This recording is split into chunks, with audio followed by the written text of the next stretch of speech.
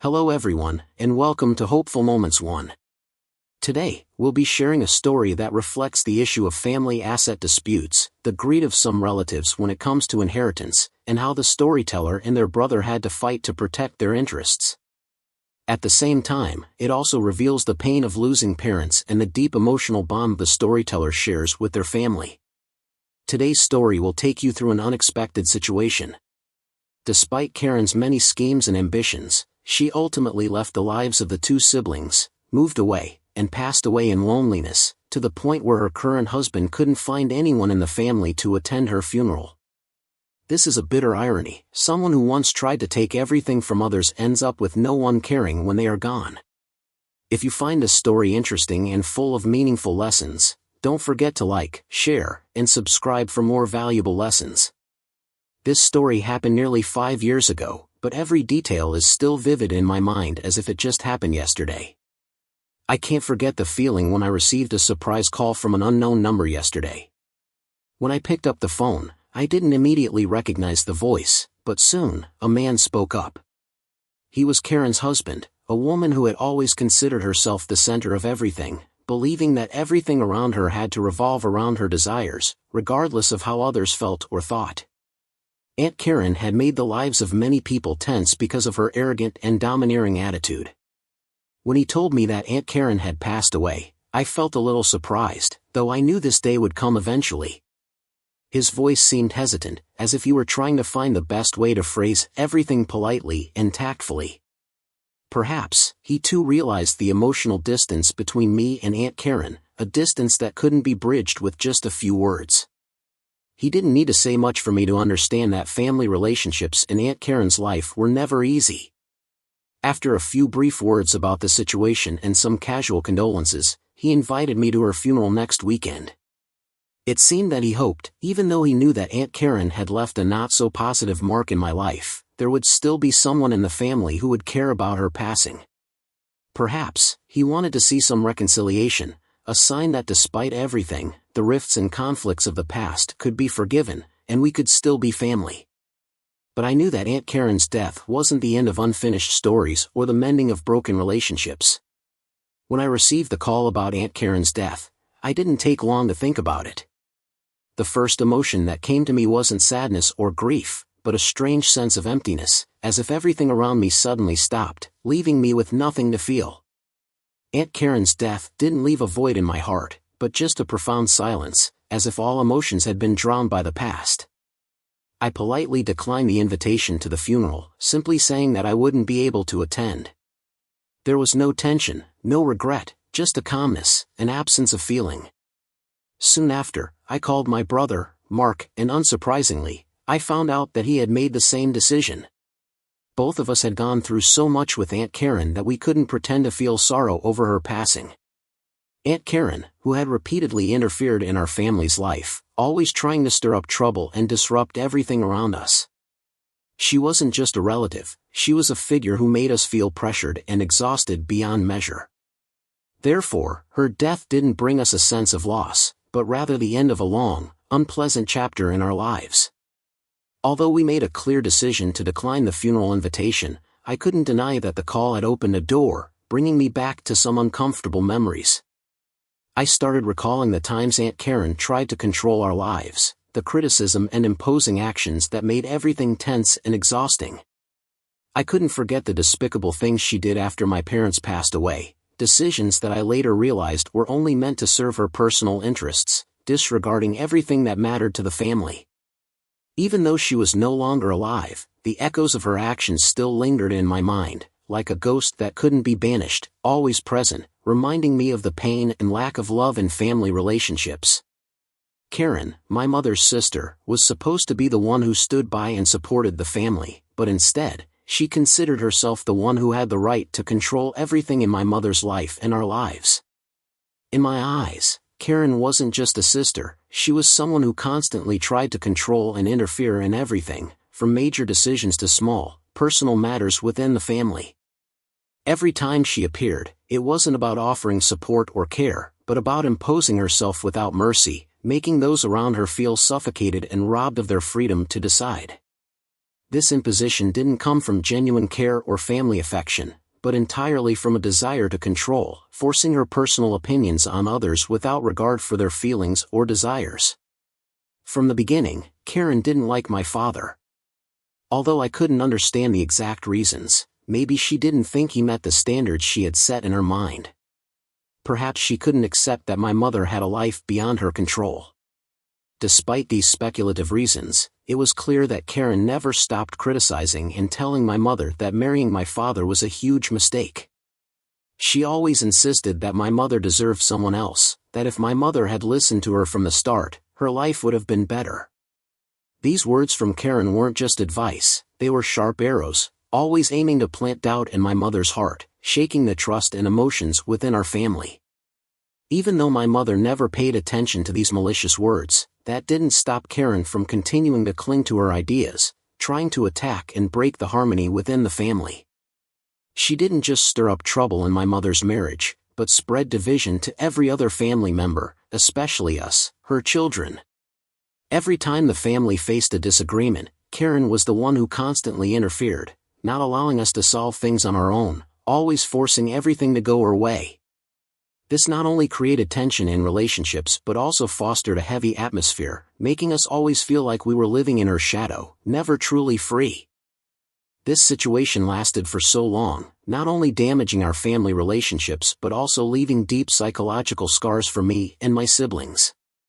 Karen's actions and words weren't just passing storms, they were lingering emotional wounds, making every family member struggle to find peace and autonomy in their own lives.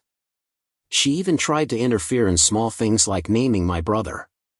When my parents chose a name they loved, she absurdly opposed it, as if she had the right to decide for them.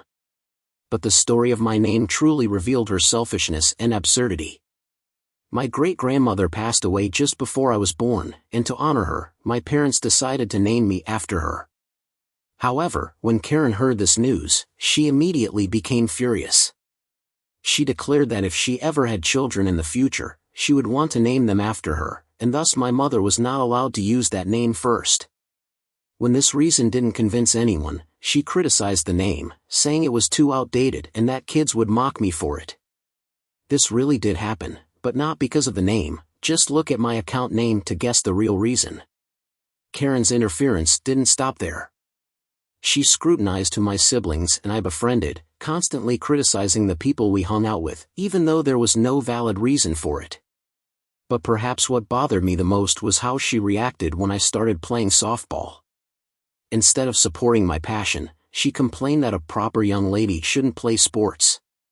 She firmly stated that if she had a daughter, she would never let her play any sport. But life is ironic, she never had children. It seemed that throughout her life, Karen always tried to impose her own rules on others, without ever reflecting on whether she truly lived by those standards herself. The day after my 16th birthday should have been just a normal day, but it turned into the most painful milestone of my life. My parents left early in the morning to drive to California for a business trip. They had made such trips many times before, and none of us thought it would be the last one. I lived in Idaho, and the road from here to California could be long and challenging in the winter, but we all believed they would go and return just like every other time. Before leaving, my dad promised that when they came back, he would take me to take my driving test. I was eagerly awaiting that moment, a big step toward gaining more freedom and growing up. I imagined my dad sitting in the passenger seat, smiling and encouraging me as I drove, telling me little tips to safely control the car. But that never happened. On their way, they encountered an icy patch on the road, lost control of the car, slid, spun, and crashed into the shoulder. In that moment, my world shattered. I couldn't believe that just one day earlier, we had celebrated my birthday together, and now they were gone forever. No more conversations, no more hugs, no more advice, just a cold emptiness surrounding me. The pain lasted for a long time. I felt like I was sucked into an endless spiral of loss and loneliness. I couldn't accept the reality that they would never come back. Every day I woke up, hoping it was just a nightmare, but reality cruelly reminded me that I had lost them forever.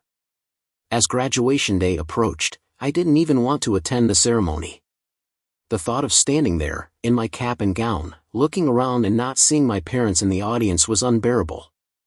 They should have been there, proudly watching me step onto the stage, but they were no longer there. According to the will, my parents divided all their assets equally between my brother, Mark, and me. They had carefully planned, ensuring that we both had a solid future, but nothing could replace the void they left behind.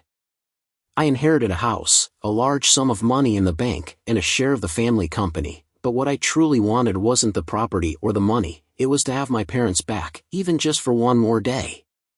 In the somber and heavy atmosphere of the funeral, amidst the condolences and whispers of the mourners, Tim, the production manager of my parents' company, took the initiative to talk to Mark. Tim was one of the longest-serving and most loyal employees, who had worked under my parents for many years. Perhaps he was also feeling lost about the company's future after their sudden departure. Mark, though grieving, remained calm and decisive. He told Tim that in the coming weeks, he would officially take over the company, stepping into the leadership role my parents had left behind. But he also knew he couldn't do it alone. So, he asked Tim for support during the transition, to help keep things running smoothly and guide him so he could gradually take on all aspects of the business. Mark understood that Tim's experience was invaluable, and without his support, taking over would have been much more difficult. As for me, the company had never really been my concern. When I was younger, it was just a place where I had a steady summer job, a way to earn some pocket money without too much worry. I had no interest in business, no ambition to take over the family company like Mark did. So, I just kept my share and received dividends until I decided to sell my entire stake to my brother. Now, the company entirely belongs to Mark, and he is still running it to this day. But the most important part of that conversation was Mark's reassurance to Tim.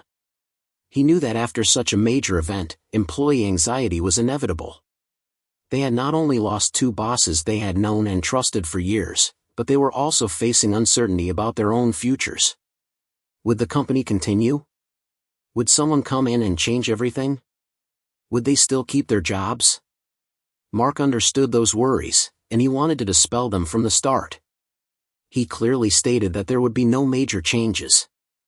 The company would continue to operate the way my parents had built it, and no one would lose their job. That wasn't just a promise to Tim, but a vow to all the employees, those who had stuck with the company, who had helped make the company the legacy of my family.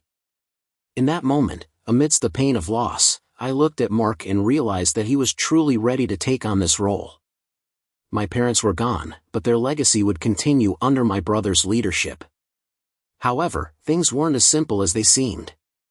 One day, Aunt Karen suddenly showed up at the company, looking self-satisfied as though she had just won a glorious victory. No one knew how she got the key, maybe she still had a copy from previous visits, or maybe she sneaked in, but what was terrifying was that she acted as if this company truly belonged to her. None of the employees knew what was going on. Tim, the longtime production manager, was the first to notice something strange. While passing by my parents' office, he saw Karen hurriedly arranging things, framing photos, setting out a small plant, and placing a designer handbag on the desk as if she had been preparing to work there for a long time. Tim, calm as always in a crisis, walked in and asked directly, "Aunt Karen, what are you doing?" She looked up at him with a contemptuous gaze, as if surprised that he dared to question her. Then, with a smug smile, she announced something that left everyone in the room stunned. "You're fired. I'm the new owner of this company." Tim hesitated for a moment, but only for an instant. He knew he couldn't reason with her, as it was clear she was seriously delusional. Without saying another word, he pulled out his phone and called Mark right away. Less than an hour later, Mark arrived at the company with our family lawyer, the police, and all the necessary legal documents to handle the situation. When he entered the office, he didn't yell or get angry. He just looked at Aunt Karen with a cold but disappointed gaze, then placed a stack of papers on the desk. "You have no right here. This company is legally mine and my brother's, according to our parents' will. Here's the proof." The police stood behind Mark, ready to act if necessary. But Aunt Karen didn't seem ready to back down. She crossed her arms and pouted. This company is my sister's, which means it belongs to me. Mark laughed, but not out of joy, more because of how absurd she was. No, you're wrong. This company belongs to those our parents left it to in the will, and you're not one of them. Aunt Karen shook her head, still clinging to the belief that she had a right to own it. But reality could not be bent by her greed. Eventually, the police told her to leave the company immediately, or they would enforce it. In my entire life, I had never seen Aunt Karen hold a steady job. She had never built anything for herself but always found ways to benefit from others' hard work. Her 3 previous marriages all ended in a familiar pattern. She exploited her husbands for money, took as much as she could, then divorced them when there was nothing left to take. The man who called me about her death, her most recent husband, was probably just like the others. He just didn't know her past. At that time, watching Aunt Karen being escorted out by the police, I didn't feel angry or gleeful. I just felt tired. A part of me had hoped that after my parents' death, things would settle, that we could overcome the pain together without having to deal with schemes like this. But clearly, Aunt Karen's greed was greater than any family bond. And that's when I realized, she never truly saw us as family, she saw us only as obstacles in her path to the wealth she craved. The next morning, I woke up like any other day, trying to keep a normal routine amidst everything that had happened. I threw my backpack over my shoulder, opened the door, and walked outside to go to school, a walk that only took about 10 minutes, just far enough to enjoy the rare peace still left in my life. But the moment the door shut behind me, my heart tightened. In front of me, right by the front door, was Aunt Karen's car. Beside it, a moving truck stood towering, with movers standing around as if waiting for instructions. A chill ran down my spine. What was she planning now?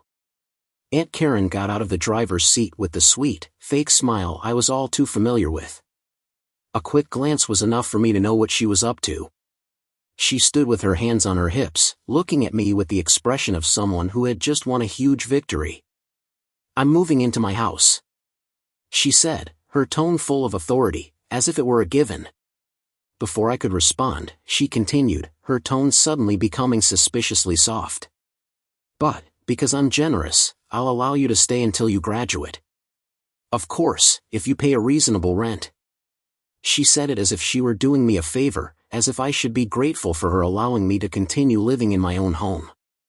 I tightened my backpack straps, trying to stay calm.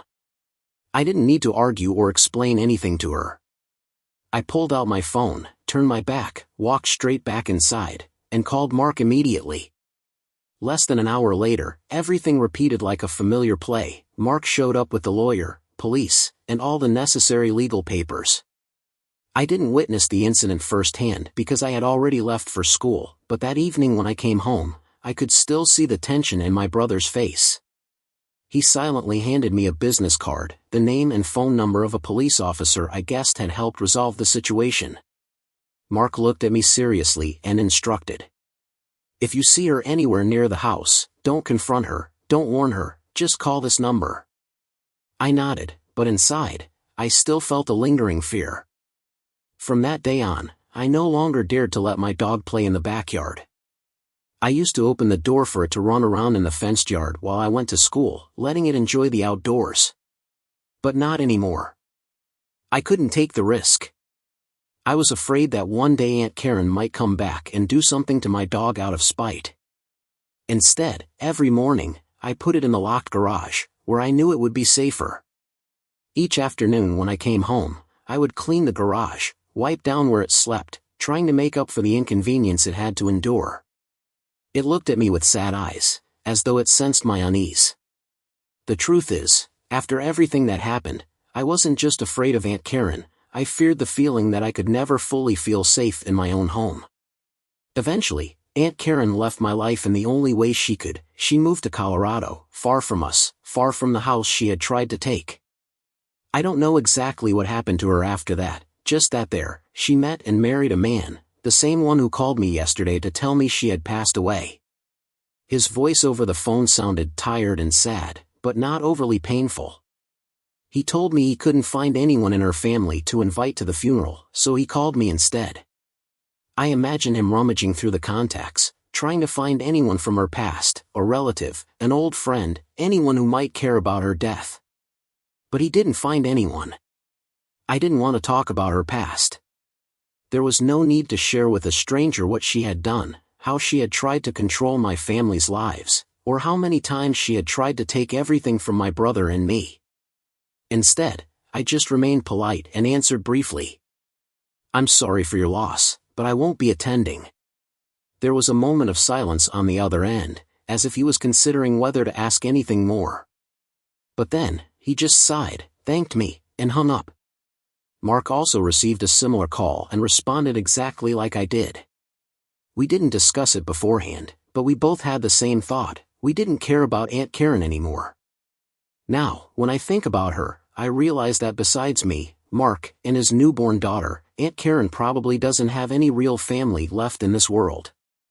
A person who spent her whole life fighting, exploiting, and controlling others, in the end, left with no one who truly cared about her existence or death.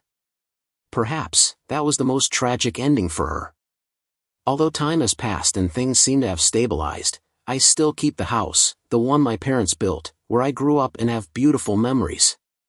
After agreeing to sell my share of the company to Mark, he transferred his portion of the assets back to me. I still live in this house, but one thing hasn't changed: I still sleep in my old room, the one I spent many childhood years in. The master bedroom, where my parents used to share peaceful evenings together, is still a place I never want to enter. It holds too many memories, moments I can't simply erase. Every time I pass by the door of that room, I feel a sadness rise in my heart, as if I'm trespassing in my own sacred space. My parents are gone, and I can't face the reality that the room is now empty, only filled with unforgettable recollections. I study at a local university, a familiar place where I can continue my life, though in my heart, I still miss my parents.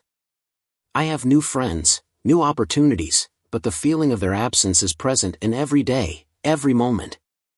Even though I'm 20 and will be turning 21 in just a few weeks, I don't feel that maturity means anything without my parents by my side. Despite owning a large house, having money in the bank, and a seemingly stable life, I realize that none of those things can replace the love and presence of my parents. I would give up everything, the house, the wealth, just to have one more day with them, to feel their teachings, care, and love.